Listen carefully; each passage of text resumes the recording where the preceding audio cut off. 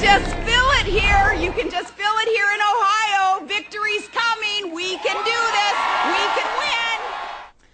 Well, Sarah Palin is seeing victory inside, even as most polls thus far do not. Jerry Thompson is co-founder of Team Sarah and has much more faith in Sarah than a lot of these political sages. You might know her husband, former presidential candidate Fred Thompson. Jerry, always good to have you. Thanks for coming. Thank you, Neil. Hey, before we even go to Sarah, I went to school in Indiana. I know Indiana pretty well. I also know southern Indiana pretty well, and they care about coal. And they care about all the things that Sarah knows about energy, and apparently a lot of the things that both Senator Biden and Senator Obama do not. So don't look for Indiana to be going for Barack Obama, and please don't call it early because it influences the rest of the country, and I know Indiana's going to do well for McCain. Okay, now you mentioned the coal issue, and Yes, I think most people are up to speed on this, but an audio tape that became available that talked about Barack Obama effectively bankrupting the coal industry. You think it's going to reverberate it in this state? Why? It's comments like that, and also the comment that Jerry Nadler said in Boca Raton. Isn't it interesting that when we're off, when they're off camera, when they're off mic, then the truth seems to come out? I think that gut feeling, when people are really taking that personal decision and that time, that meditation time that they take before they vote, they're going to think about what Jerry Nadler said about the fact that Barack Obama didn't have the political courage to leave the church. That when Reverend Wright said the horrible things, the racist things, the anti-Israeli things that he has said. I think people are going to take a look at that. And also, why is it always... When do they do that, Jerry? I mean, it's not being reflected in the polls. You're quite right to say it's possible. None of this in the undercurrent is. But well, do you think there's this quiet groundswell that is being missed in these tracking surveys?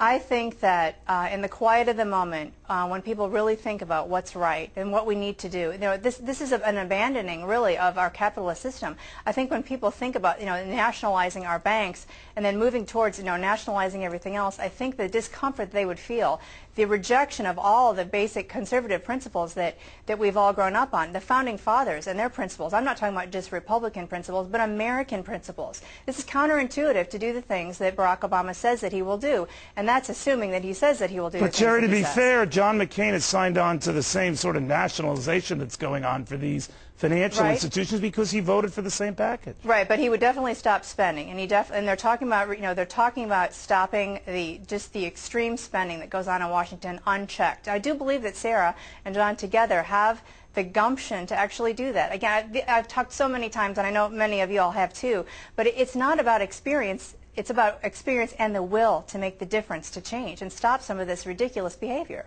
But Jerry, it's interesting because you can cast aspersions on both campaigns. I'm the numbers nerd here at Fox, so I look at both their plans, and I listen to Senator McCain, and I don't get a consistent read on the spending side because he has a long history of being very much against pork barrel spending, wasteful spending.